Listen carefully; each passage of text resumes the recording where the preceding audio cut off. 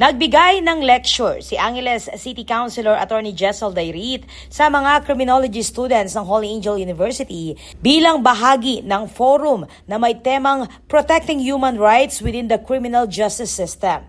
Sa kanyang talumpati, binigyang diin ni Dairit ang mahalagang papel ng criminology sa lipunan, hindi lamang sa pagpapatupad ng batas, kundi pati sa pag-unawa sa hustisya, paggalang sa karapatang pantao at pagpapanatili ng kapayapaan at kaayusan sa komunidad.